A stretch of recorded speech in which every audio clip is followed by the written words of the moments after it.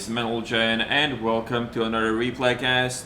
Today we are looking at the game ahead in the WZ11114, the Chinese Tier 9 heavy tank.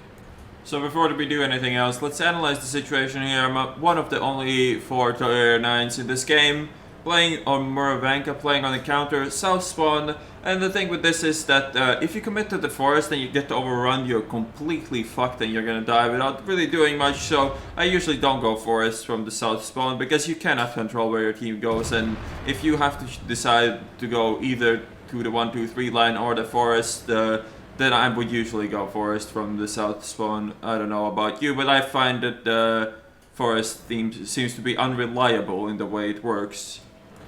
And now since the 12th they did the yellow spot, we know approximately where all their team is, so we need to make sure to play accordingly. So since most of them are not here, I can definitely advance and play aggressive on this flank, and that's, as a top tier heavy tank, is my duty anyways, so I will do exactly that.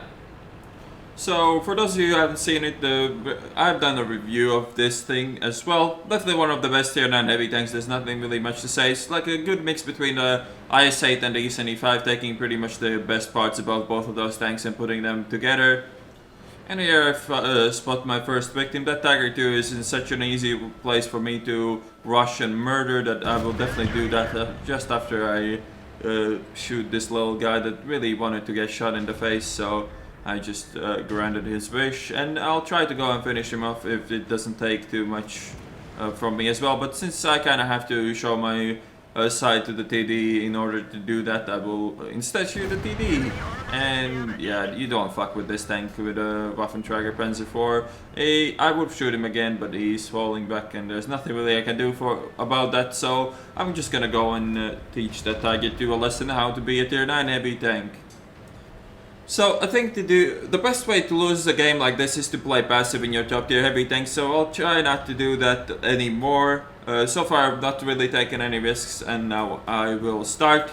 A T-29 and a Tiger 2 are not really a threat to me at all at this distance. Tiger 2's roof is all top end for pretty much any gun above 120 millimeters, so just spamming shots into his roof will do the job. And here I'm just like, I'm teasing him to shoot before I actually am reloaded, which didn't really work well since he damaged my gun, but at the moment I don't need my gun, so in case they shoot my ammo rack in the near future, I'll repair that over the gun, because you cannot be ammo rack in a game like this, while a damaged gun, as you can see, still works reasonably well at 2 meters range. And there's nothing really much to say about this. I'm pretty much rolling over the lower tiers. There's nothing they can really do about it. They have to place really precise shots into my cupolas, and from what I can tell, the guy that's shooting me that I'm bouncing and cannot see is most likely a KV-3, so it's not all that dangerous to me as well. So I'll pick up another kill here, and it's about time to repair that gun, because this shot is actually quite tricky to hit with a damaged gun. And it's not anymore very tricky to hit because the guy just gave me a free one. So, not the greatest turnaround. Could have gotten bent there by the KV-4, but it worked well, and I got to dodge the RD as well. This guy's kind of annoying now. He has no idea what's behind him and he's just driving into me, which is not really the greatest way of doing things. But he did bounce the shot, and he was the one getting shot by the KV-3, so I can't really complain too much. Now I will pick up the kill on the T-34 once I reload, of course. I could shoot the Waffle, and since he became a one-shot, it probably was a better idea as well. And here comes the 704, probably the first, well, it definitely is the first damage I took, apart from the shot that damaged my gun. But we're definitely gonna hit this guy as well, and I will try to finish him off, of course, as well. My reload should be slightly faster than his, and I should be able to finish him off here as well.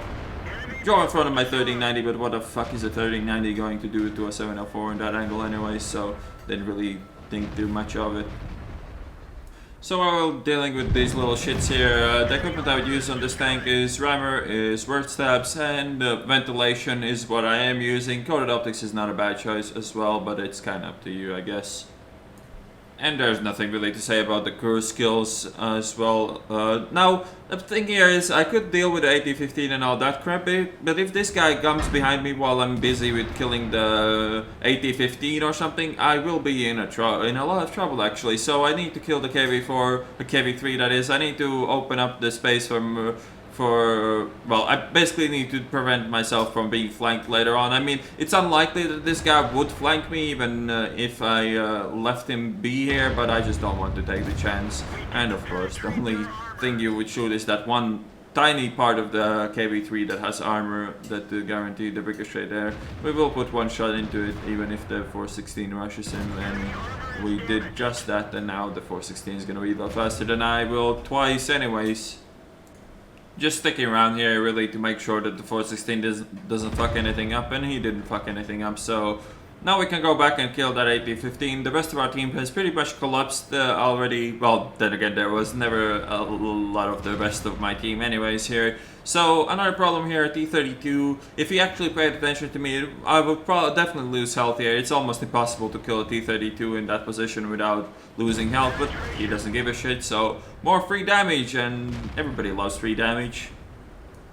I'll probably get to shoot this guy one more time. He is now looking my way, but he is going to stop that because he wants to shoot the light tank, and we get the kill as well. So 6.5k damage already. Moving on to the last real two enemy tanks left. AT-15 is a one-shot and a nice sweep, still quite healthy, and since we are on a roll, might as well shoot on the move. I mean, it doesn't matter. If I didn't kill him there, I could have just waited till my reload and then actually aimed.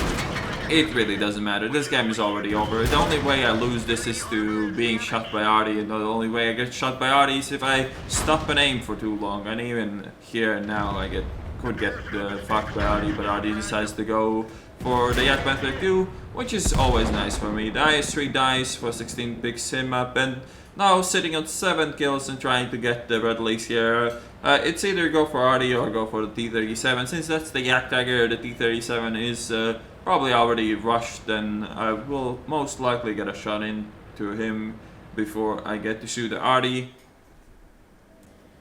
And get a somewhat aimed this shot as well, just to be sure to pick up that red lease, and not a bad game. Of course I spawned up there, which helped immensely in a game like this. Half of the enemies that I shot couldn't even fucking shoot back, but even then, when you spawn as the top tier, you still have to play it properly to have a game like this, so I'll assume that I played this properly. And here's the end plate, 5,406 experience with the double, Bradley Walters, Top Gun, and High Caliber. 8,456 damage, down 1,432 assisted. I hit one blind shot on the 704, that was obviously a kill, so there's that.